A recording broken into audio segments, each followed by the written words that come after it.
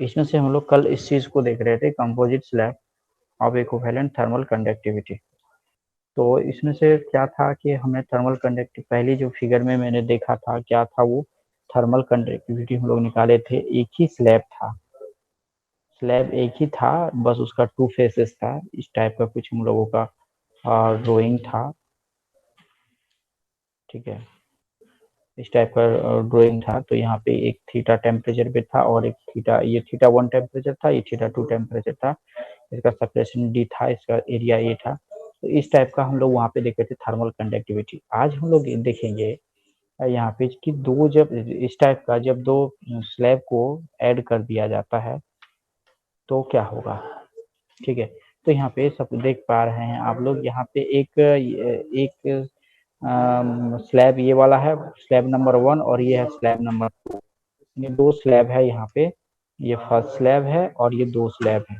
दोनों स्लैब को एक ऐड कर दिया गया है, ज्वाइंट कर दिया गया है, या फिर उसको कॉन्टेक्ट, मतलब उसके एक सरफेस को कॉन्टेक्ट में एंड को से सटा के उसको जोड़ दिया गया, ऐड कर दिया गया।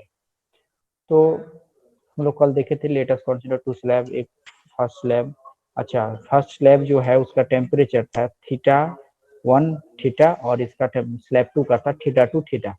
अब इसको दोनों को जहाँ पे मिलाए हैं तो जो दोनों साइड का जो थीटा टेम्परेचर है, यहाँ पे दोनों जो मिला हुआ है, ये थीटा टेम्परेचर, थीटा 1 ये है मेरा हाई टेम्परेचर, और ये थीटा 2 है मेरा लो टेम्परेचर।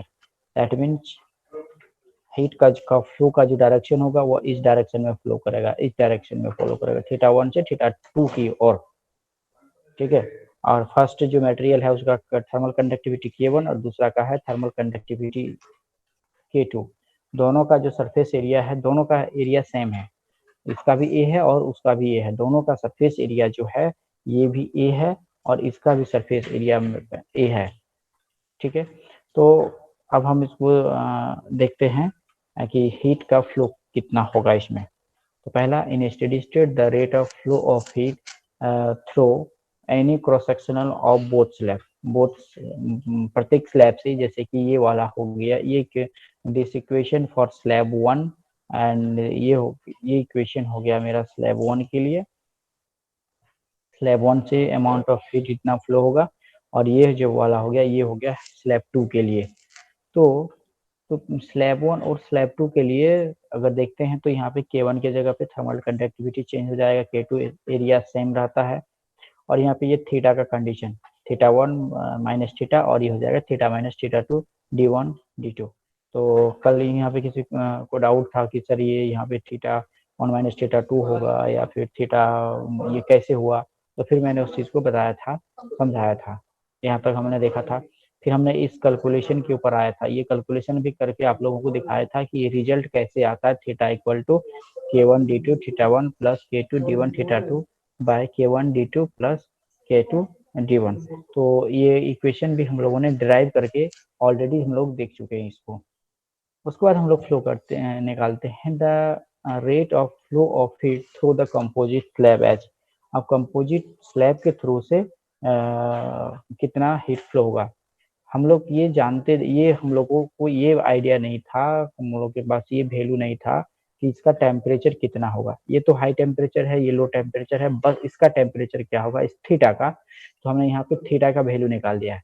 अगर इन सारे सब चीजों का मुझे नॉमरिकल वैल्यू पता रहे, इन सब का अगर मुझे नॉमरिकल वैल्यू पता रहे, तो हम बीच में जो जहाँ से दो स्लैब ऐड हुआ है उसका टेम्परेचर क्या होगा हम उसको फाइंड कर सकते हैं। बट उससे पहले हमें जानना होगा लो टेम्परेचर हाई टेम्परेचर दोनों का थर्मल कंडक्टिविटी, और ये जो D1 D2, ठीक है, इन सारी चीजों अगर मैं जान लूँ तो हम लोग वहाँ उसका वैल्यू को फाइंड कर सकते हैं। चलिए आगे बढ़ते हैं।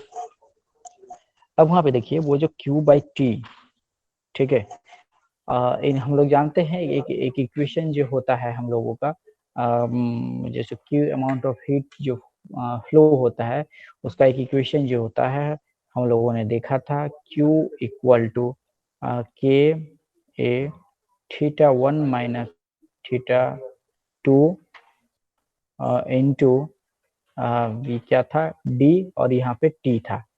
तो यहाँ पे पर यूनिट टाइम में मुझे इस वैल्यू को निकालना पड़ेगा। तो यहाँ पे क्या करना होगा, यहाँ पे K की जगह मेरा था के जगह पे था मेरा K1 था, ठीक है, एरिया तो सेम था। अब मुझे यहाँ पे थीटा 1 माइनस यहाँ पे थीटा है, अब दिख रहा है? यस सर, अब दिख रहा है। ओके, चलिए। तो हमने देखा था कि यहाँ पे किसी भी इक्वेशन में यहाँ पे जो Q/T आया है, ये जो इक्वेशन है हमारे पास दो इक्वेशन, दो, यानी ये वाला इक्वेशन नंबर 1 है ये, या फिर इसका नाम मैं एक्स दे देता हूँ। यहाँ पे दो वैल्यू, इसमें किसी में भी हमें थीटा का वैल्यू पुट करना होगा। ये जो थीटा आया वहां पे इस थीटा को, थीटा की जगह पे ये वैल्यू पुट करना होगा और फिर हमें सॉल्यूशन करना होगा, ठीक है। यानी Q/T इक्वल टू, चाहे इस रिलेशन, ये रिलेशन में भी वैल्यू रख सकते हैं, चाहे इसमें भी रख सकते हैं, कहीं भी रखेंगे हमें सेम रिजल्ट आएगा, ठीक है। तो अब हम देखते हैं इसका कैलकुलेशन में, या फिर डायरेक्ट अगर आप लोग बोलिएगा तो मैं डायरेक्ट इसका यहाँ पे रिजल्ट लिखा है। अगर आप लोग कहेंगे कि ना सर सॉल्यूशन करके बताइए, तो फिर मैं उसका सॉल्यूशन भी करना पड़ेगा मुझे। तो अगर यहाँ पे इस इक्वेशन में सपोज कीजिए ये इक्वेशन है हमारे पास, Q/T equal to K1A theta 1 minus, उसके बाद हो जाएगा ये थीटा/D1। तो अब मुझे यहाँ पे इस थीटा के प्लेस में इतने सारे वैल्यू को लिखना होगा और फिर कैलकुलेट करके हमें फाइंड करना होगा। तो क्या कैलकुलेशन करें या फिर डायरेक्ट रिजल्ट लिखूं? आप लोग का भी थोड़ा सा ये कॉपरेट कीजिए, आई थिंक ज़्यादा आसानी होगा मुझे करने में। Q/T बराबर यहाँ पे था K1A यहाँ पे क्या था theta 1 one minus theta. Minus theta की जगह पे मैं डायरेक्ट में वैल्यू पुट करना चाहूंगा, तो वो वैल्यू क्या था मेरा, K1 D2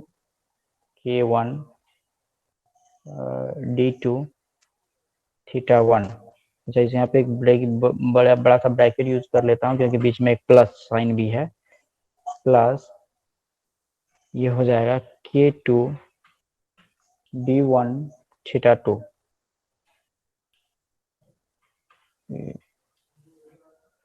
अब यहाँ पे बाय K2, सॉरी K1 था, K1D2 प्लस K2D1।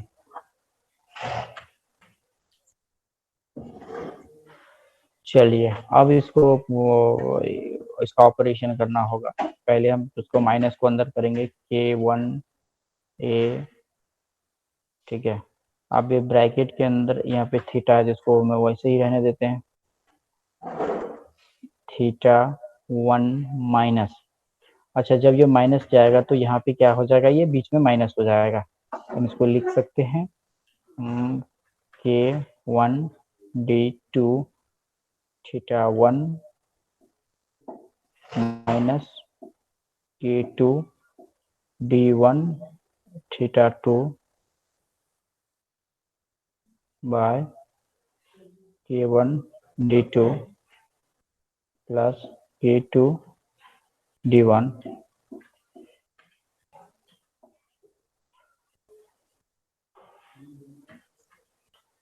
चलिए नेक्स्ट अगला स्टेप में मैं क्या करूँगा, K1A, अब यहाँ पे इस थीटा के साथ हम मल्टीप्लाई करेंगे, इसका एलसीएम लेंगे और एलसीएम लेके दोनों का एलसीएम नीचे आ जाएगा, मेरा यही रिजल्ट आ जाएगा नीचे, यानी K1D2 प्लस K2D1, यहाँ पे मल्टीप्लाई हो जाएगा, यानी K1D2 theta 1 plus K2D1 theta 1 minus K1D2 theta 1,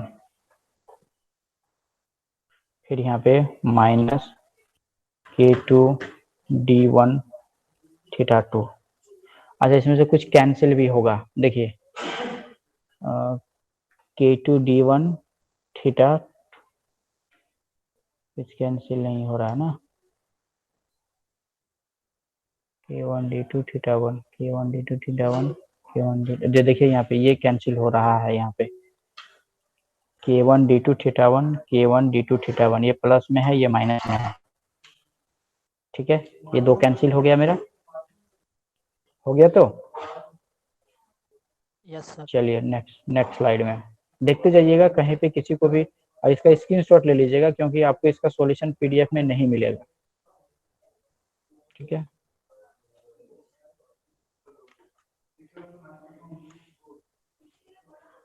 हमें कहाँ तक रिजल्ट मिला था, K1।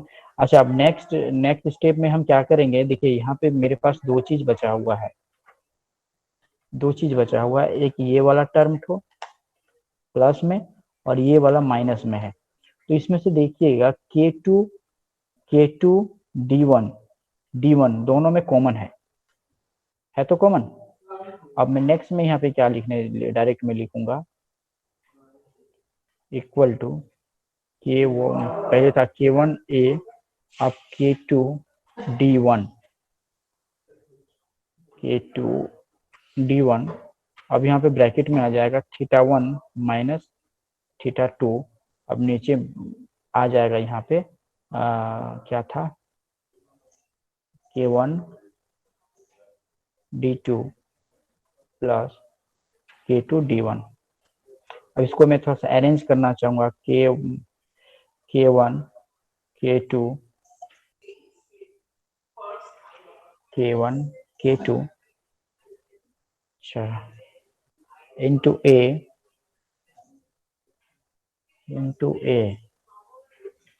अच्छा,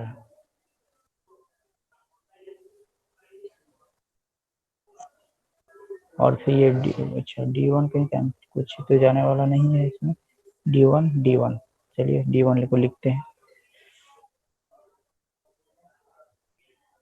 D1 theta 1 minus theta 2 K1 D2 plus K2 D1। तो अब देखिए कहाँ पे थे, D2 D1,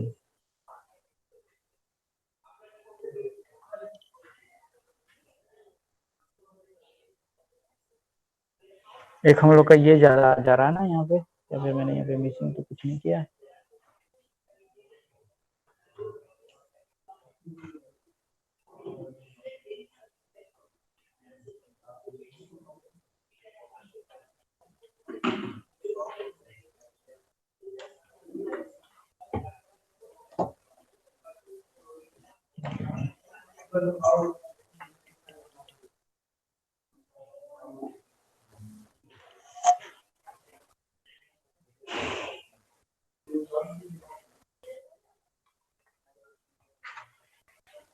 D1 तो कॉमन आएगा ही आएगा, D1 को अगर मैं नीचे करता हूँ D2 by D1 and D1 cancel, चलिए देखते हैं।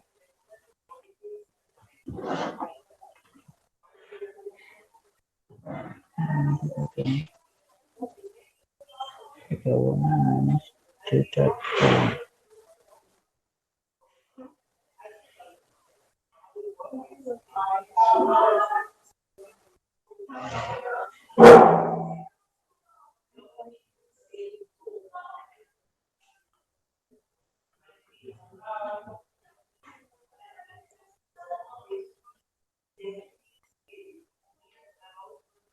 अच्छा,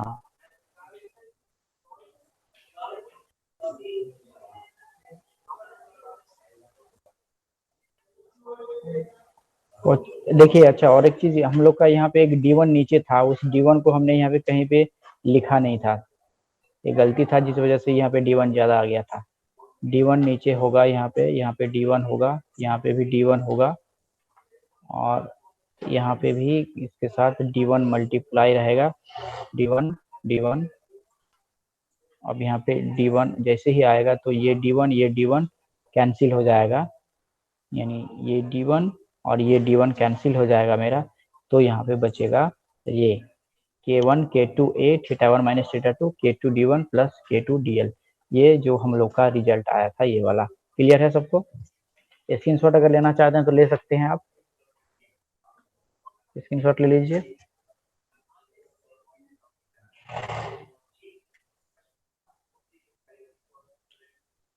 नेक्स्ट का भी ले लीजिए। अब ये रिजल्ट कैसे आया सबको समझ में आ गया होगा, उम्मीद करता हूँ। ये रिजल्ट कैसे आया धनीराम?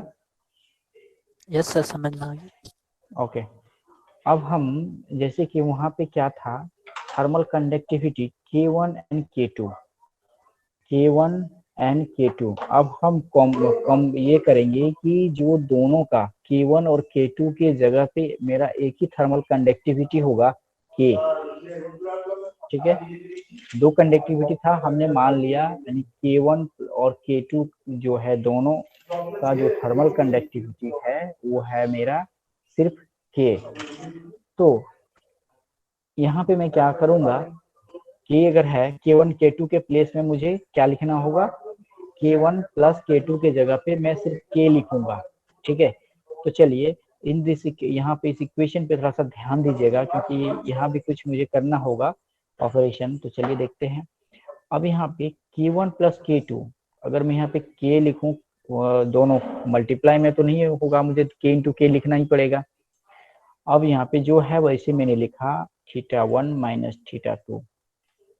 अब यहाँ पे देखिए, अब यहाँ ये भी K1 ये भी K1, अगर मैं K लिखूं तो K मेरा एक कॉमन आ जाएगा और यहाँ पे बचेगा D2 प्लस D1।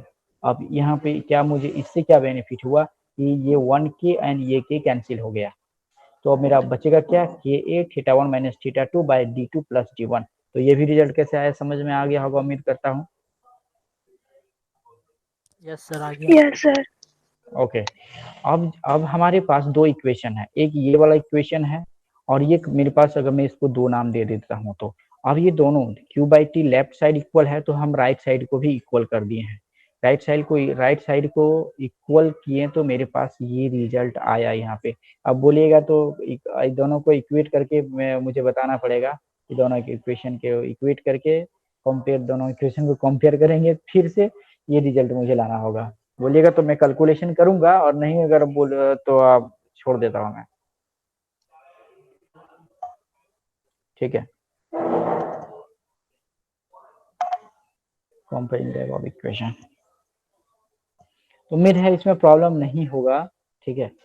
तो इसलिए मैं इसको स्किप करता हूँ, और अगर कहीं पे ऐसे लगे कि समझ में नहीं आया तो फिर बोलिएगा, मैं फिर उसमें से आप लोगों के साथ मैं कभी डिस्कस कर लूँगा कि ये कैसे हुआ कैसे नहीं हुआ, ठीक है। तो चलिए अब हम फिर आगे बढ़ते हैं इसको लेके।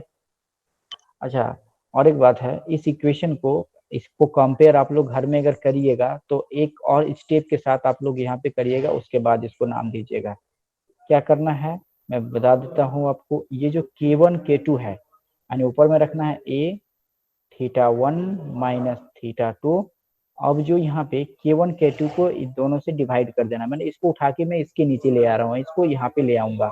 तो यहाँ पे क्या हो जाएगा, ये K1 यानी D2 बाय K2, फिर ये प्लस हो जाएगा, यानी ये हो जाएगा यहाँ पे D1 बाय K1। अब इसको इक्वेशन नंबर 1 मानिएगा और इक्वेशन नंबर इसको 2 मानिएगा, उसके बाद फिर उसको इक्वेट करिएगा, कंपेयर कीजिएगा, तो जाके आपका ये रिजल्ट आ जाएगा, ठीक है। तो ही आपका जाके ये रिजल्ट आएगा, ये वाला इक्वेशन आएगा।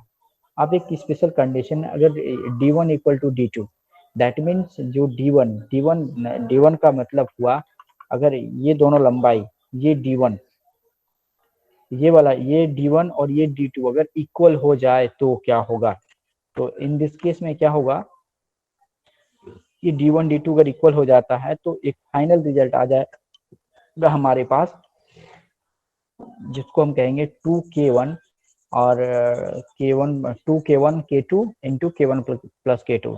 कैसे होगा ये, तो यहाँ पे D1 और D2 को की जगह पे आप इसके जगह पे D1 रखिए, यहाँ पे तो ऑलरेडी D1 है ही, इसको कैलकुलेशन कीजिएगा तो ये फॉर्म में रिजल्ट आ जाएगा। तो ये था सीरीज का, ये सीरीज जब हम लोग सीरीज कॉम्बिनेशन में हम लोग स्लैब को रखते हैं। नेक्स्ट अगला देखेंगे हम लोग पैरेलल कॉम्बिनेशन में। ठीक है, अगला बढ़े, अगला नेक्स्ट वाला हम लोग शुरू करें। Yes sir. या किसी को इसमें कहीं भी अभी भी कुछ डाउट है कि कैसे हुआ कैसे नहीं हुआ तो बोलिए, नहीं तो मैं फिर नेक्स्ट बढ़ता हूँ पैरेलल वाला पे। ये था सीरीज और दूसरा था पैरेलल। चलिए पैरेलल वाला पे आ जाते हैं। Parallel combination of the slab. सबसे पहले इसमें क्या किए हैं, क्या बनाए हैं, उस चीज को देखिए। ये दो स्लैब है, ये है स्लैब नंबर 1 और ये है स्लैब नंबर 2। ठीक है, तो दो स्लैब से मिलके बना हुआ है और यहाँ पे फर्स्ट साइड का टेम्परेचर है θ1 और यहाँ पे θ2। सेम कंडीशन, θ1 ग्रेटर देन θ2, यानी जो हीट का फ्लो होगा इस डायरेक्शन में हीट का फ्लो होगा। तो यहाँ क्या कहता है कि एक स्लैब के ऊपर जब मैं दूसरा स्लैब रखता हूँ तो क्या होता है। तो इस चीज को जानने के लिए मुझे इसके बारे में सारा चीज को पूरा स्टडी करना होगा, क्या रिजल्ट आएगा, उसके बाद हम लोग बता पाएंगे कि क्या होगा। तो चलिए सबसे पहले क्या है, ये अपर 1 जो स्लैब है, फर्स्ट स्लैब का थर्मल, ये नाम है बी स्लैब का थर्मल कंडक्टिविटी है K1 और सी स्लैब यानी सेकेंड स्लैब का थर्मल कंडक्टिविटी है K2। Surface area A1 A2 दोनों का सरफेस एरिया अलग अलग है, यहाँ पे अलग अलग वैल्यू लिया गया है। और टेम्परेचर डिफरेंस है θ1 θ2। θ1 इज द हाईएस्ट टेम्परेचर और ये है लो टेम्परेचर। ठीक है, let us consider two slab B and C of equal thickness. इसका बट इसका थिकनेस जो डी है हम लोग का, यहाँ पे डी को हमने इक्वल लिया है कि दोनों का जो डी है वो इक्वल है। Thickness thickness thickness D and thermal conductivity of K1 K2, दोनों का थर्मल कंडक्टिविटी K1 है और दोनों का जो सरफेस एरिया है A1 और A2 है। और θ1 है θ2, जहाँ पे θ1 हाई टेम्परेचर है और θ1 हाई टेम्परेचर है। तो फिर हम यहाँ पे निकालेंगे the rate of flow of heat through slab B यानी Q1 amount of heat K1 A1, K1 के थ्रू से जाएगा तो K1 A1 डी यानी यहाँ पे हो जाएगा θ1 माइनस θ2, क्योंकि यहाँ पे बीच में ऐसा कोई कॉम्बिनेशन हमने नहीं लगाया जहाँ पे टेम्परेचर डिफरेंस हो, क्योंकि ये पैरेलल कॉम्बिनेशन है, इसलिए यहाँ पे हो गया K1 A1 θ1 minus θ2 by D. यहाँ पे किसी को प्रॉब्लम है तो बोलिए।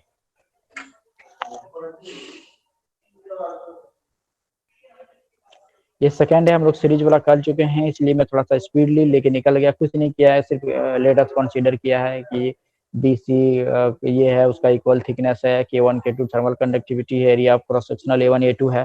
फिर माना कि जो है पहला θ1 इज द हाई टेम्परेचर, ऐसे भी आप लोग लिख सकते हैं। तो ये कॉम्बिनेशन का θ1 θ2 टेम्परेचर है, तो फिर यहाँ पे the rate of flow of heat that means Q1 by T, क्योंकि वो फर्स्ट स्लैब से जा रहा है, स्लैब बी से जा रहा है और एक स्लैब सी से भी होगा। तो हम लोग पहले Q1 से कितना हीट का फ्लो होगा वो फाइंड किए, तो K1 A1 θ1 minus θ2 into D. Next है सी से कितना जाएगा, कि 2 से Q2 by T, K2 A2 temperature difference same रहेगा θ1 θ2 बाई डी, क्योंकि दोनों डी भी दोनों का सेम रहेगा। So the rate of flow of the combination, हम लोग जानते हैं पैरेलल कॉम्बिनेशन में क्या होता है, ऐड होता है। तो हम लोगों ने उसको ऐड किया है कि टोटल यानी दोनों स्लैब से मिलके जो होगा यानी Q by T equivalent Q नीचे दोनों वाला ऐड हो जाएगा। तो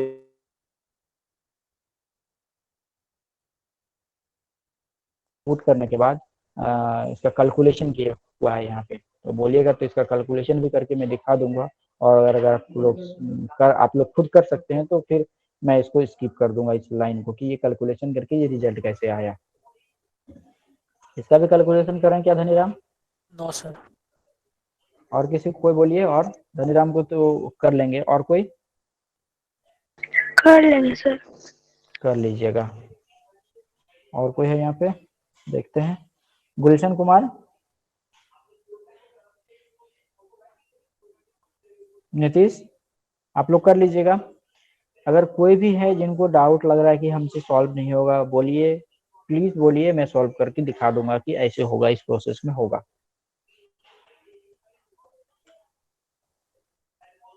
हो जाएगा सबसे? यस सर, हो जाएगा।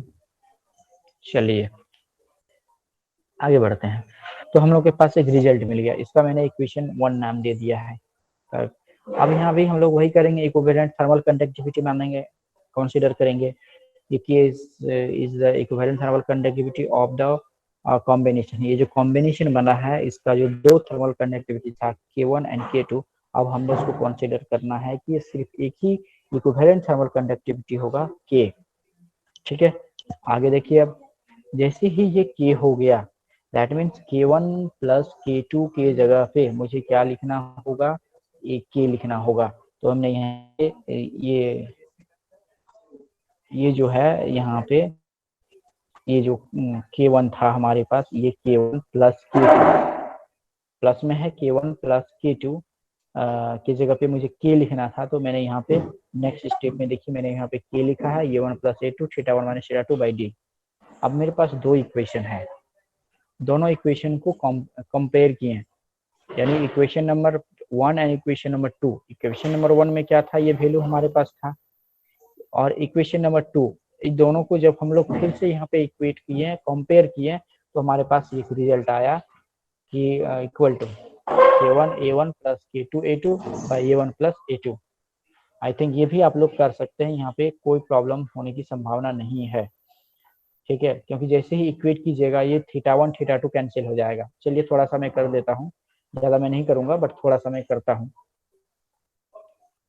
यहाँ पे था मेरा ये result K1 A1 K2 A2 K1 A1 plus K2 A2 कि theta 1 minus theta 2 by D था। अब इक्वल टू ये रिजल्ट हम ये वाला रिजल्ट हम लिखना चाह रहे हैं यहाँ पे K A1 plus A2 bye D, और यहाँ पे हो जाएगा वही मेरा थीटा 1 माइनस थीटा 2।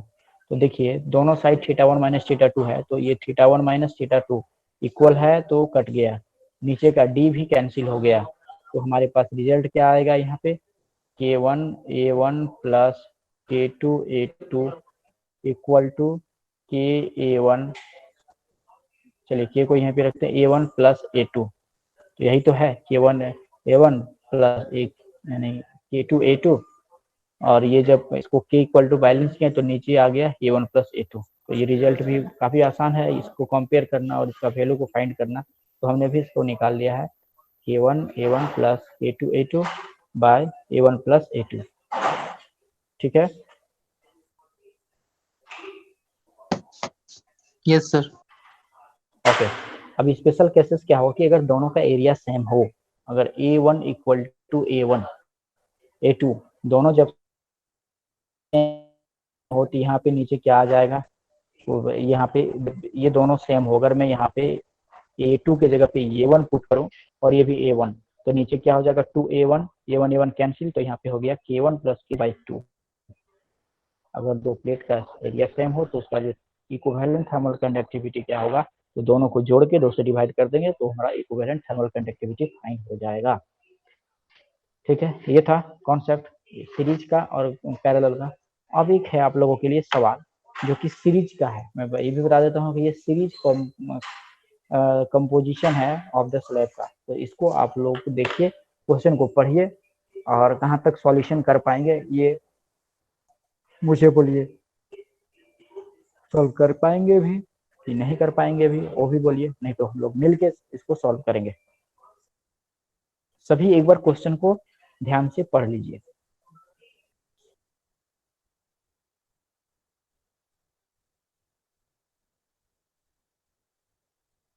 तो ये सॉल्यूशन कर पाएंगे आप लोग। सबसे पहले देखिए मुझे क्या फाइंड करना है, सबसे पहले ये जान लीजिए कि हमें थीटा फाइंड करना पड़ेगा पहले।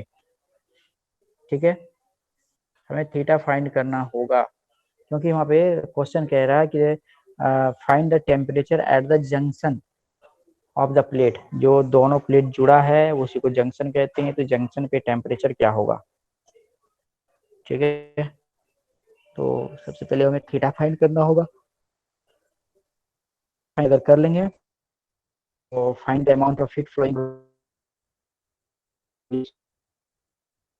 पर सेकेंड, तो हम लोग उस सेकेंड वाला भी हम लोग सॉल्व ये कर लेंगे। तो सबसे पहले यहाँ पे ये देखिए दो चीज हमें find the temp at the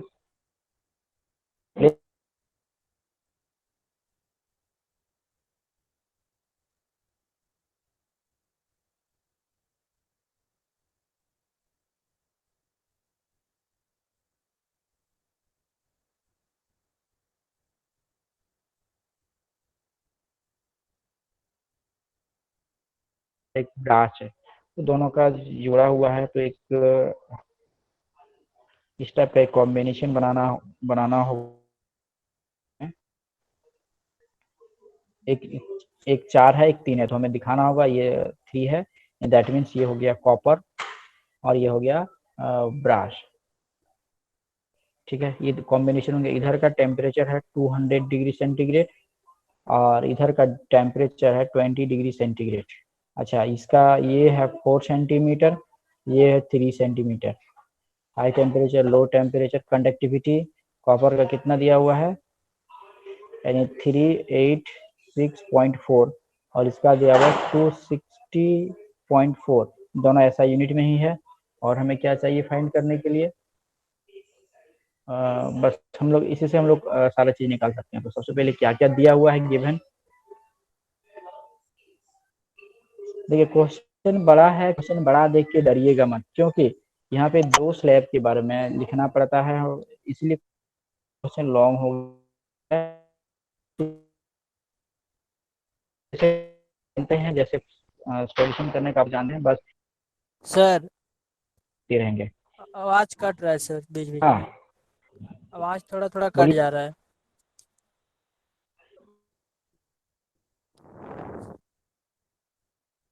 hello. ठीक है, जब कटे तो बोलिएगा। अभी नहीं कट रही है? नहीं सर, अभी नहीं। बोले अभी नहीं कट रही है? ठीक है, तो नो सर।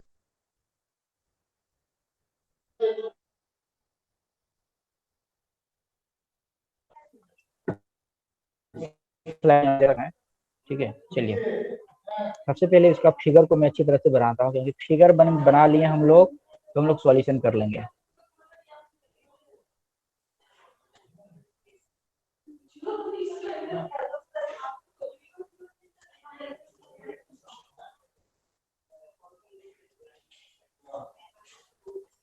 ब्रास, इसका थर्मल कंडक्टिविटी कितना है, 386, 6.4, इसका थर्मल कंडक्टिविटी 260.4।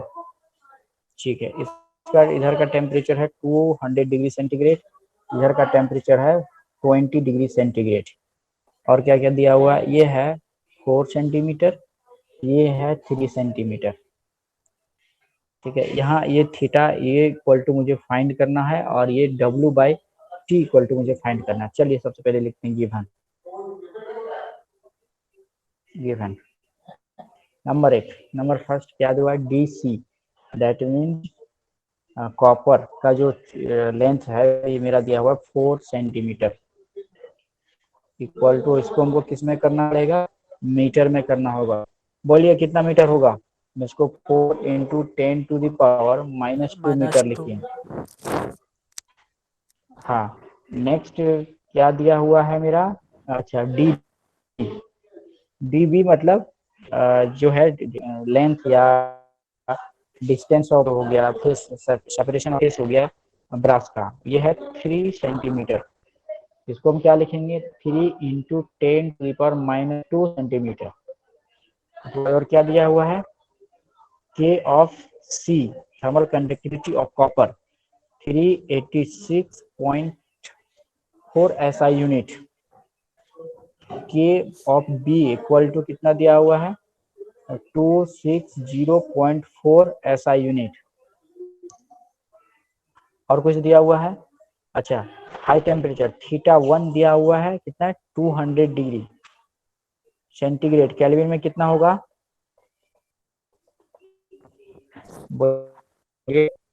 573 डिग्री, 474। 573 डिग्री। 570, ये 0 डिग्री इक्वल टू कितना होता है, 273 होता है ना, तो 473 हो जाएगा ये।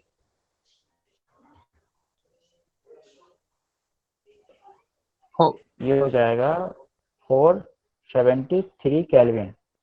अब ये है थीटा 2 मेरा है कितना है 20 ना, 20 डिग्री सेंटीग्रेड। ये कितना हो जाएगा 273 293 प्लस 20 293 केल्विन। बस अब हम लोग जो फॉर्मूला हम लोग जानते हैं, क्या जानते हैं, हमें सबसे पहले यहाँ पे क्वेश्चन में लिखना होगा let theta is the temperature at the junction, at the junction. तो अब हम लोग यहाँ पे फाइंड करेंगे as the rate of flow of heat is same, क्योंकि यहाँ पे हम लोग जानते हैं, हम लोग सीरीज कॉम्बिनेशन में देखे थे कि जितना हीट का फ्लो होगा इसमें उतना इतना में ही वो दोनों इक्वल था। तो हम लोग यहाँ पे निकाल लेंगे Q by T equal to, हम लोग फॉर्मूला जानते हैं K1A। अब यहाँ पे था हम लोग का थीटा 1 माइनस थीटा बाय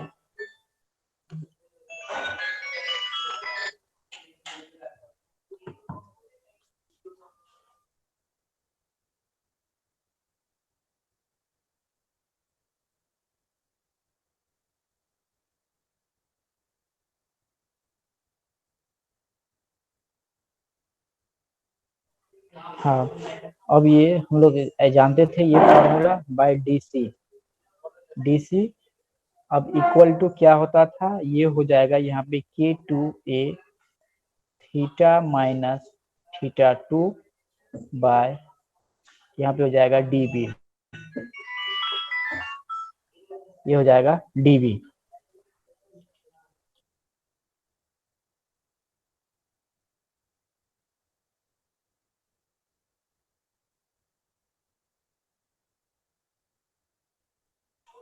हाँ, तो हम लोग ये जानते हैं, तो इससे हम लोग ये लिख लिए हैं, ये इक्वेशन हम लोग यहाँ तक लिख लिए हैं। अब हम लोग क्या करेंगे, इस दोनों को कंपेयर करेंगे। हम लोग जानते थे जैसे हम लोग कंपेयर करते थे, या फिर वो अगर मुझे थीटा इक्वल टू वो रिजल्ट मुझे याद है तो हम लिखेंगे, तो मेनली हम लोग उसको कंपेयर करके ही कर लेंगे। आई थिंक ये ज्यादा इजी होगा। तो चलिए हम लोग इसका कंपेयर करते हैं। कंपेयर करने के लिए मुझे क्या जो रिजल्ट था मेरा वो Kc, that means thermal conductivity of copper, theta 1 minus theta by ये distance of thickness of sir copper A KCA। KCA।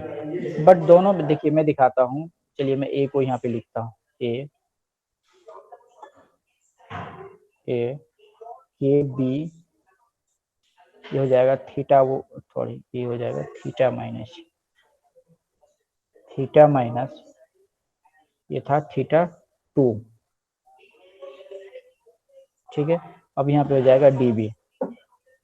अब यहाँ भी ए है और इधर भी ए है, तो ये ए कैंसिल हो जाएगा, इसलिए यहाँ पे ए को हम लोग नहीं लिखेंगे, ठीक है। अब इसको हम लोग ये निकाल लेंगे कल करके, या फिर डायरेक्ट वैल्यू लिखिए, अपने आ जाएगा वो जो होगा इसका आंसर। चलिए केसी का वैल्यू कितना है बोलिए, 360 386.4 इंटू थीटा 1 का वैल्यू 473 माइनस थीटा, रहने दीजिए थीटा को, डीसी ये था 4 इंटू 10⁻⁻² इक्वल टू केबी, केबी का वैल्यू है 260.4 इंटू थीटा माइनस 293 बाय ये हो जाएगा यहाँ पे 3 इंटू 10⁻²। अब मैं यहाँ पे क्या करूंगा, इक्वल के साइड में है तो मैं इन दोनों को कैंसिल कर दूंगा। उसके बाद हम लोग और एक चीज क्या कर सकते हैं, देखिए यहाँ भी अगर मैं इस पॉइंट को इस साइड से भी हटा सकता हूँ, यहाँ से भी मैं इसको इलिमिनेट कर दूँ, यहाँ से भी मैं इसको हटा सकता हूँ। तो मेरे पास जो रिजल्ट आएगा इन का हो जाएगा हम लोगों के पास, क्योंकि यहाँ से फिर थीटा का वैल्यू निकालना होगा। ये इसको अच्छा चलिए करना है तो कोशिश करते हैं। 386 इंटू 473,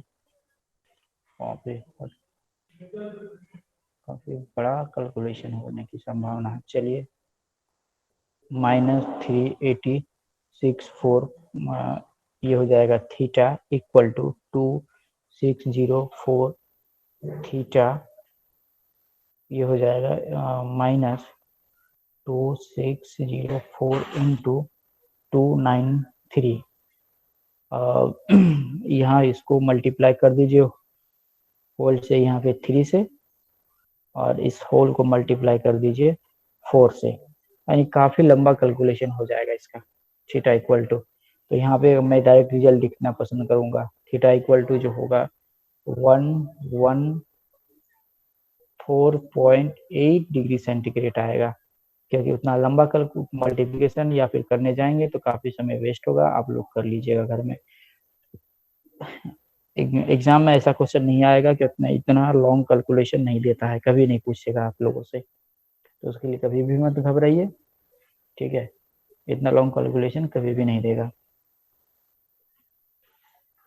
अच्छा, कुछ ऐसा दो से कटने वाला तो नहीं, छोड़िए देखते हैं। तो ये मेरा आ गया थीटा, मतलब टेम्परेचर और एट द जंक्शन, जंक्शन पे टेम्परेचर कितना होगा हमें पता चल गया। अब हमें फाइंड कर देना है कि जो फ्लो होगा वो कितना होगा, जो फर्स्ट स्लैब से होगा वही सेकंड स्लैब में होगा। तो अब अगर मुझे थीटा पता चल गया तो हम यहाँ से ये कर सकते हैं। Slide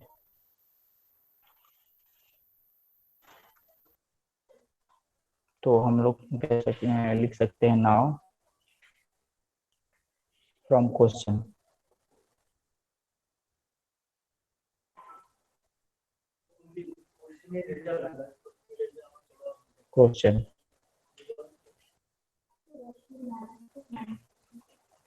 rate of flow of heat, that means Q by T equal to यहाँ पे KCA into θ1 minus theta by, ये आ गया मेरा θ1 minus थीटा, ये आ गया मेरा DC। अब यहाँ पे अच्छा एक चीज हम लोगों ने ये किया कि यहाँ पे जो मेरे पास जो बुक में है इसका कैलकुलेशन इसमें है, तो मुझे इसको केल्विन में कर लेना होगा। तो केल्विन में करने जाएंगे तो 273 प्लस 114 यानी 783 यानी 387.8 केल्विन। अब यहाँ पे इसके वैल्यू को हम लोग रखेंगे। केसी का वैल्यू क्या होगा, केसी कैसे वही 386.4 इंटू एरिया, सरफेस एरिया कितना स्क्वायर था ना,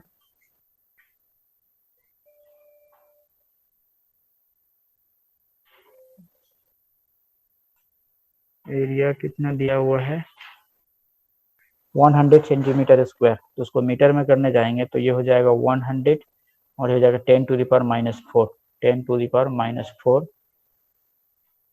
अब यहाँ पे टेम्परेचर यानी θ1 का टेम्परेचर था मेरा 473 माइनस ये हो जाएगा मेरा 387 ना, 387.8 बाय DC। DC कितना था मेरा 4 इंटू 10 टू द पावर -2। अब इसका जब कैलकुलेशन हम लोग करने जाएंगे तो ही जाके हम लोगों को आंसर मिलेगा। चलिए कोशिश करते हैं। ये 10 टू द पावर -2 और ये और ये कैंसिल हो जाएगा, कितना गया। अब मेरे पास आया है 386.4 इंटू, अब 473 में 387 सब्ट्रैक्ट करते हैं, 473.0 और 387.8 कितना होगा 2 5, ये हो गया यहाँ पे 8 यानी 85.2 0.2/4। इसका कैलकुलेशन कोई चलिए नहीं कर लेता हूँ।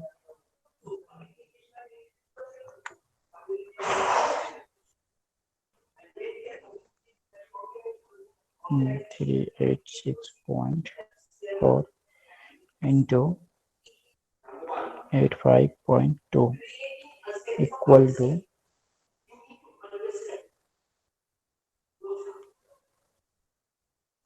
32921.28/4।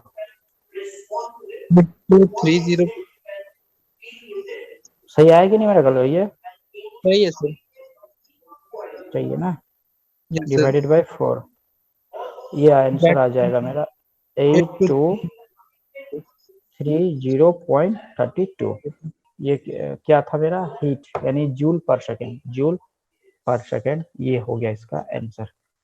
तो भी एग्जाम में जब भी कभी आता है तो इतना लॉन्ग कैलकुलेशन नहीं रहेगा, जैसा वैल्यू कुछ दिया जाएगा आपको कि आप उसको इजीली से कैलकुलेट कर सकते हैं या फिर आपको कैलकुलेटर का यूज करना ना पड़े। ठीक है, तो इसलिए ये कभी देखिए, ये कभी मत डरिएगा कि इतना सर इतना लॉन्ग कैलकुलेशन मल्टीप्लिकेशन, तो ऐसा कभी नहीं रहता एग्जाम में। ठीक है, और अगर एग्जाम में आ भी जाता है तो इस क्वेश्चन को आप छोड़ दीजिएगा, क्योंकि आपके पास टाइम नहीं बचेगा कि आप उतना कर पाएंगे।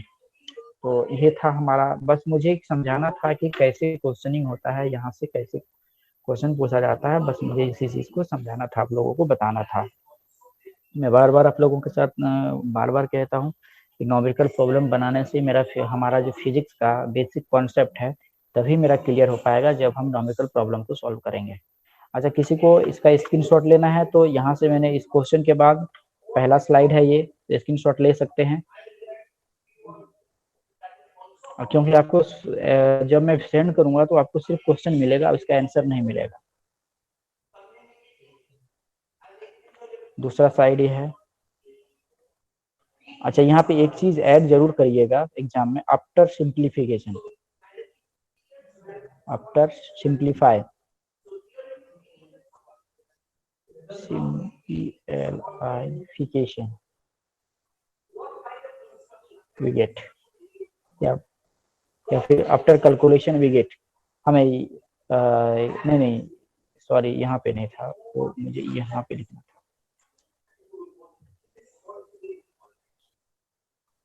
यहाँ पे इस जगह बीच में after simplification, after calculation we get. ठीक है, वी गेट करके इस टाइप का लिखेगा, स्क्रीनशॉट ले सकते हैं आप इसका। और फिर अगला ये है, इसका भी स्क्रीनशॉट ले लीजिए। तो ये मेरा जो हो गया, ये हीट का जो चैप्टर था आप लोगों के सिलेबस में, वो पूरा का पूरा कंप्लीट है। ठीक है, अकॉर्डिंग टू सिलेबस ये बस यहाँ तक ही था आपका। चलिए, और एक बहुत ही मतलब क्या बोले हैं, बेसिक कॉन्सेप्ट है आपके सिलेबस में, मैं उसको स्लाइड में नहीं लिया हूँ, बट उसका नोट्स आप लोग को दे दूंगा। मेरे पास टाइम बचा तो मैं उसको समझा के चैप्टर को निकल जाता हूँ। Specific heat of gas. ठीक है, स्पेसिफिक हीट ऑफ गैस, तो ये क्या होता है? स्पेसिफिक हीट ऑफ गैस नहीं है, आप लोग का है specific heat at constant pressure. चलिए देखिए क्या होता है, छोड़ दीजिए, मैं इसके क्लास ही ले लूंगा क्योंकि इसका रिलेशन आपका सिलेबस में है नहीं, लेकिन मैं आपको बता दूंगा। आई थिंक आपका ये एग्जाम में यहाँ से कोई क्वेश्चन अगर दे भी देता है तो पूछेगा नहीं, मैं क्लास ही कर देता हूँ इसका। आपका सिलेबस में नहीं है, सिलेबस में सिर्फ एक रिलेशन है, आप लोगों को बस इतना ही याद रखना है यहाँ से कि Cp minus Cv equal to R होता है। ये रिलेशन सिर्फ आप लोगों को याद रखना है, ठीक है, और कुछ नहीं। यहाँ से यही क्वेश्चनिंग हो सकता है, एक रिलेशन कभी कभी एग्जाम में दे देता है, इसका कभी कभी एसआई यूनिट भी दे देता है। तो चलिए मैं इसका एक क्लास ही ले लूंगा, इसके बारे में हम लोग नेक्स्ट क्लास में डिस्कस करेंगे। करीब 15 से 20 मिनट में एक स्लाइड बना के मैं क्लास ले लूंगा, तो आप लोग को समझा पाऊंगा अच्छी तरह से। तो आज बस हम लोग आज इतना ही, तो ये चैप्टर आज हमारा यहीं पे कंप्लीट होता है। तो आज के लिए बस इतना ही, फिर हम लोग नेक्स्ट क्लास में जब बृहस्पतिवार को होगा उस दिन हम लोग मिलेंगे। तो उससे पहले मैं आप लोगों से कुछ राय जानना चाहता हूँ कि जो आप लोग पढ़ रहे हैं, तो ये सारी चीज ऐसा नहीं कि मैं पढ़ रहा हूँ मैं ही समझ रहा हूँ, आप लोग को समझ में आ रही है या फिर आप लोगों को प्रॉब्लम क्या क्या हो रहा है, मेरे क्लासेस में क्या क्या प्रॉब्लम हो रहा है, मैं वो थोड़ा सा जानना चाहूंगा। प्लीज बोलिए कुछ। सभी से जानना चाहूंगा कि कहीं पे किसी को डाउट है, कहीं पे किसी को प्रॉब्लम है किस टाइप का, तो थोड़ा सा आप ये बोलिए, मैं वहाँ पे उस चीज को मैं क्लियर करूंगा।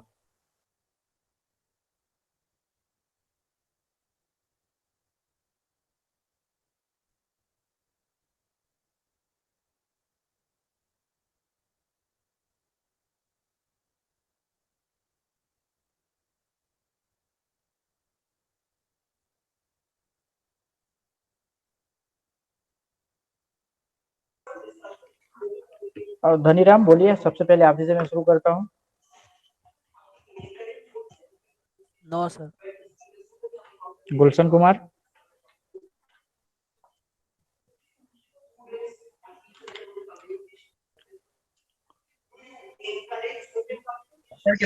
No sir, no sir, no कुछ नहीं। अरे आप थोड़ा सा क्या आप लोग बातें नहीं करते हैं क्या टीचर लोग से? जस्ट मैं आप लोगों के साथ कुछ बात करना चाहता हूँ। जस्ट बोलिए, अजय फ्रैंकली बोलिए। देखिए एक चीज है कि आप लोग 1 घंटा समय देते हैं मेरे साथ, तो अगर आप कुछ सीखेंगे नहीं तो ये सब वेस्ट चला जाएगा। तो जानना चाहता हूँ कि कहीं कोई मतलब प्रॉब्लम तो नहीं है, संकोच तो नहीं है। अच्छा, और एक चीज मैं बताता हूँ कि मेरे क्लास में कभी भी आपको ये बात से डरना नहीं है कि मैं पूछूंगा तो सर मुझे डांटेंगे, मैम से नहीं हुआ है। अरे ये बड़ी बात नहीं है, अगर आपको नहीं आता है ये आपकी गलती नहीं है, लेकिन आप अगर सीखना नहीं चाहते हैं तो ये आपकी गलती है।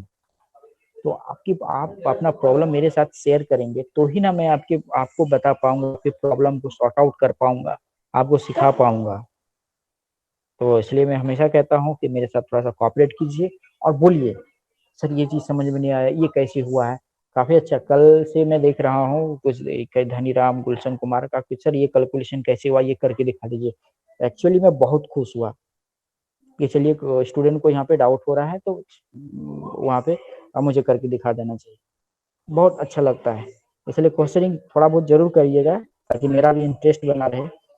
ठीक है, और पढ़ाई करिएगा तो प्रॉब्लम श्योर आएगा।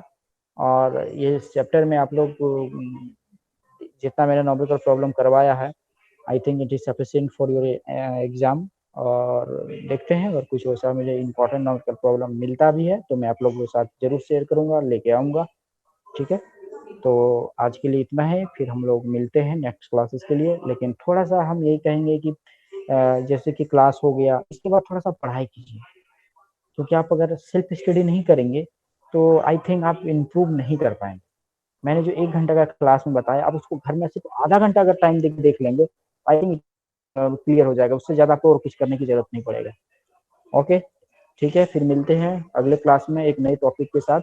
तब तक के लिए take care all of you, thank you very much. Thank you sir.